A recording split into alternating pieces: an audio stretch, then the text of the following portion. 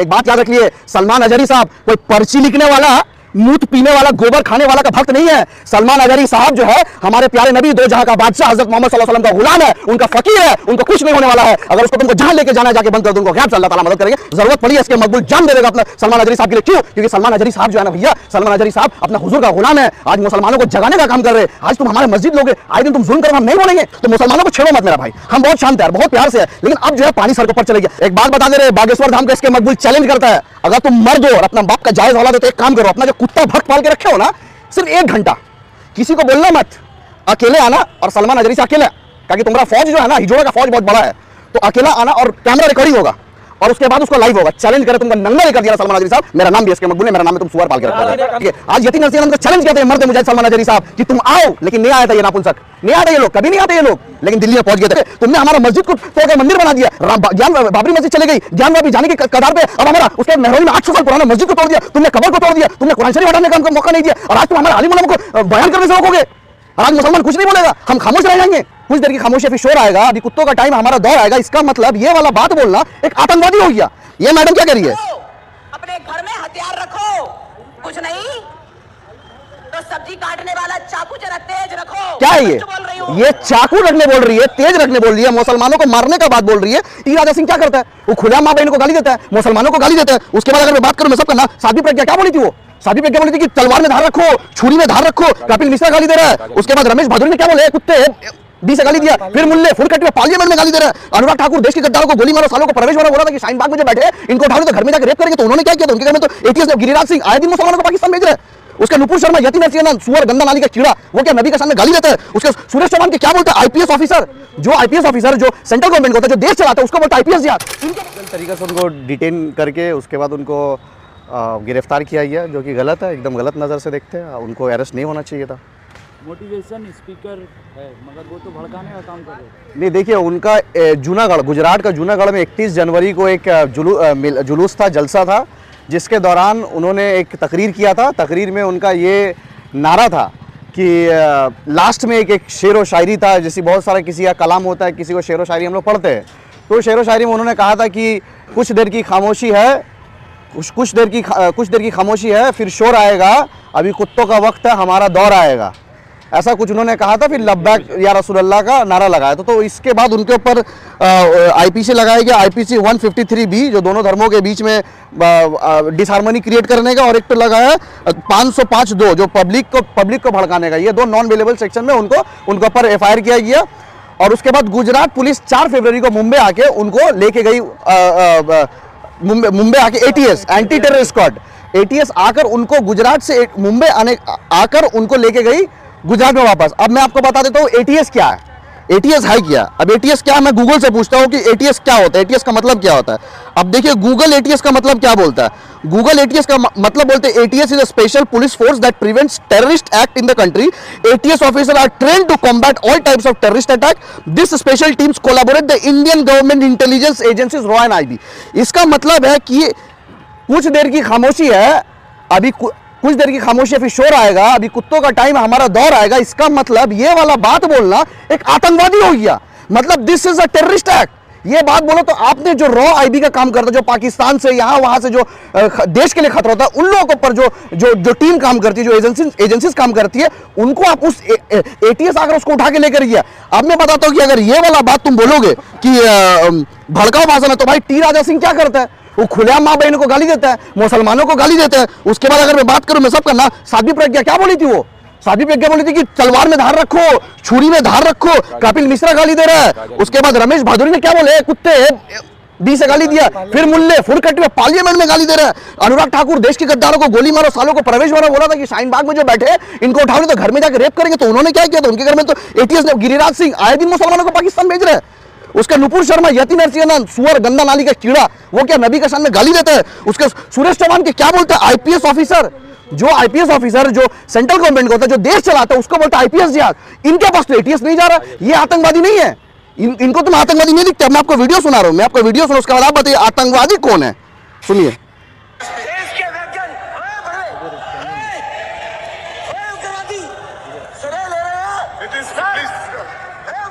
क्या है ये? टेररिस्ट नहीं है, ये आतंकवादी नहीं है रमेश भिदोरी। ये मैडम क्या कह रही है? कुछ नहीं तो सब्जी काटने वाला चाकू जरा तेज रखो। क्या है ये? जो बोल रही हूँ ये चाकू रखने बोल रही है, तेज रखने बोल रही है, मुसलमानों को मारने का बात बोल रही है। इसको एंटी टेररिस्ट स्क्वाड इसके पास नहीं जाता है, लेकिन वहां चले जाता है जहां पे अपना धार्मिक मतलब कोई जलसा कर रहा है, जलसा का प्रोग्राम में वो नारा लगाए, प्रोग्राम किया तो उनको अरेस्ट कर लिया गया। तो अरेस्ट गलत, हम इसके खिलाफ। इलीगल अरेस्ट कैसे बता रहे हैं? एटीएस ने कार्रवाई की है, उसको आप इलीगल कैसे बता रहे हैं? तो किस चीज का कार्रवाई? वही तो बात है ना कि कार्रवाई जो आपने किया है, आपने कौन सी कार्रवाई की है? भड़काऊ भाषण के किस चीज का भड़काऊ भाषण? नारे तकबीर अल्लाह अकबर बोलना भड़काऊ भाषण है? लब्बैक लब्बैक या रसूलुल्लाह कहना भड़काऊ भाषण है? किसी का शेर किसी का कलाम कहना भड़काऊ भाषण है? किस चीज कौन सा भड़काऊ भाषण हो गया? बोल रहे हैं भड़काऊ भाषण नहीं है। अब देखिए ये क्या बोलते हैं, ये परमांश जो बोला था कि हम दो जल समाधि जल में डूब के मर जाएंगे, ये क्या बोल रहा है? देखिए, हमने मोदी जी से एक बार कहा आप सब कुछ करिए, शुक्रवार के दिन 1 घंटे के लिए हमें प्राइम मिनिस्टर बना दीजिए, जिहाद मैं कहा करता हूँ। तो बोले शुक्रवार को क्यों भैया, और दिन क्यों नहीं? हमने कहा शुक्रवार के दिन आसानी से जितने जिहादी भारत के हैं वो आसानी से शुक्रवार को इनको प्राइम मिनिस्टर बता दे। ये गंदा नाली का कीड़ा बोलता शुक्रवार को हमको प्राइम मिनिस्टर बना दीजिए, जिहादियों को हम खत्म कर देंगे। किसको बोल रहे हैं?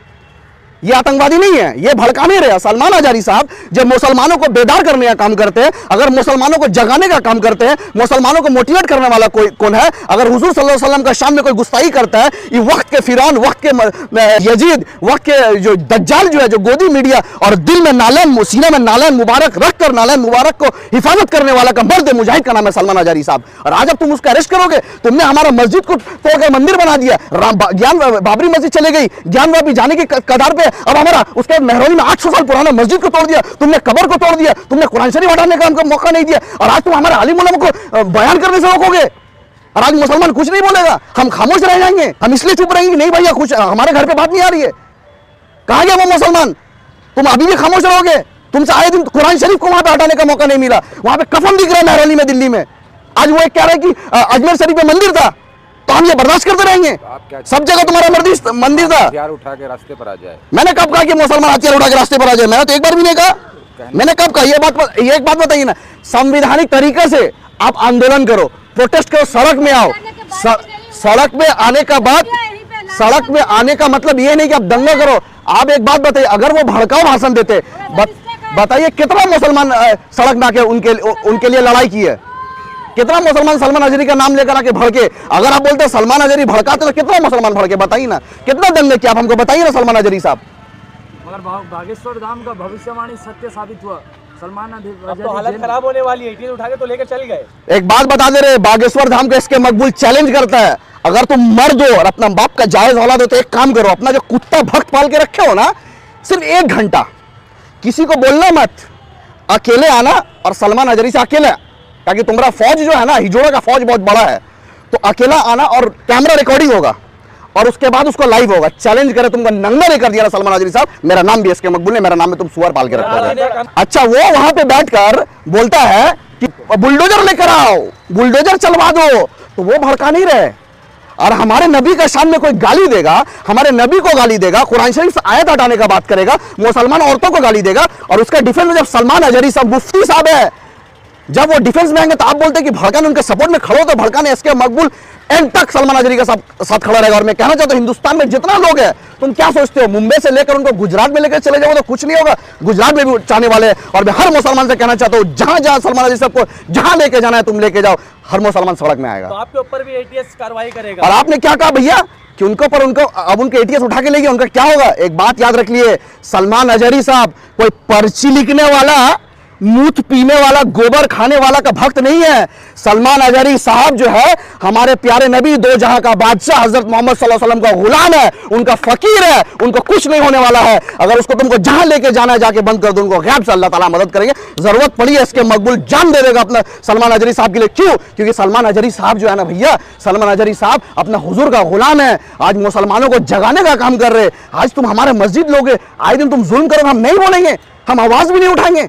किस लिहाज से तुमने सलमान अजहरी साहब को उठाया? आज बताइए, तुम्हारे धर्मगुरु जो है सब रेपिस्ट है, रेप करके जेल में सड़ ले, और हमारे तो गर्व है सलमान अजहरी साहब के ऊपर भैया, नबी का गुलामी करते लब्बा कहते कहते जेल में गए। और आपको एक बात बता देना चाहते हैं, सलमान अजहरी साहब पहले से ही बोल दिए थे कि हम जो बात कर रहे हैं हमें जेल जाना पड़ेगा, हमें भी जेल जाना पड़े ना, हुजूर का गुलामी करते करते अपने दीन के लिए, अपनी कौम के लिए तो जाएंगे। और आप एक बात याद रखिए, सलमान अजहरी साहब को जब मुंबई में रखा गया ना, तो भीड़ जा नहीं रही थी, पुलिस से संभाला नहीं जा रहा था।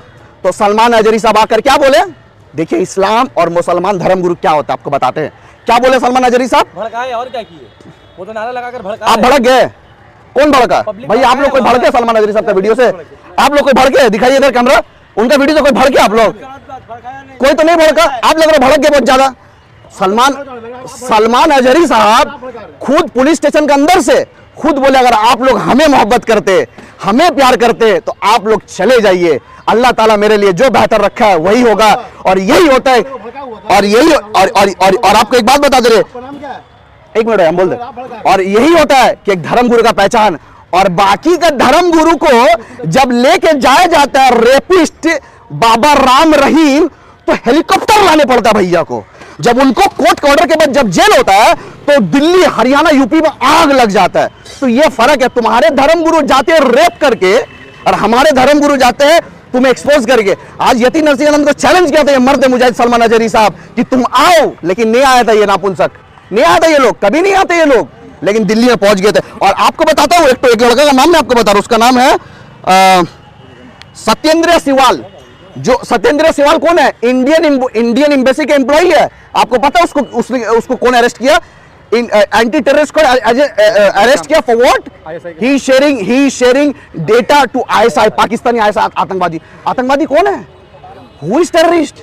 आज में हाँ मीडिया उसको नहीं दिखाएगी। तो आप मतलब मजाक बना दियो यार। अब ताजमहल में जो उर्स होता है 500 कितना उर्स है, बोला हम उर्स होने नहीं देंगे।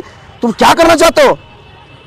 तुम क्या करना चाहते हो? ये मैं हर मुसलमानों से कहना चाहता हूं मेरे भाई, अब वक्त आ चुका है, तुम सड़क में आओ। और सड़क मारने का मतलब कतई ये नहीं है कि तुम किसी को मारो। और मैं मुसलमानों से और एक बात कहना चाहता हूं, सुन लो मेरे भाई, कौन सा नारा के लिए उनको अंदर किया, कौन सा बात के लिए उनको अंदर किया, कौन सा बात भड़काऊ लगा?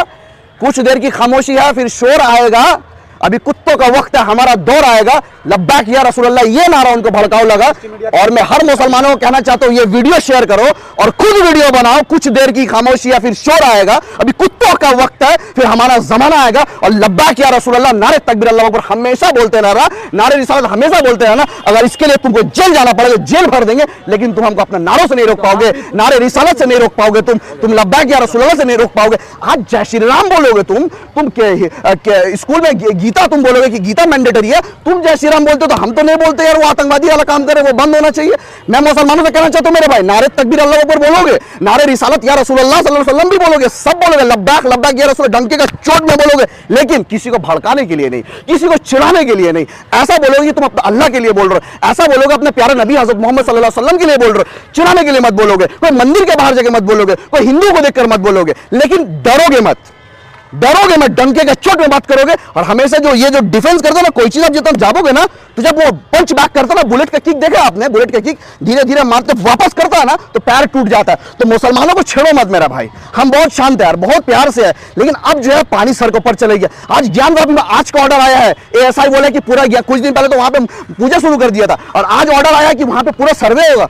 क्या चल रहा है मेरा भाई? हमारा कोई वजूद नहीं है, हमारा कोई अस्तित्व नहीं है, हम कुछ बोल भी नहीं सकते, अब तो हमको बोलने से भी रोका जा रहे हैं।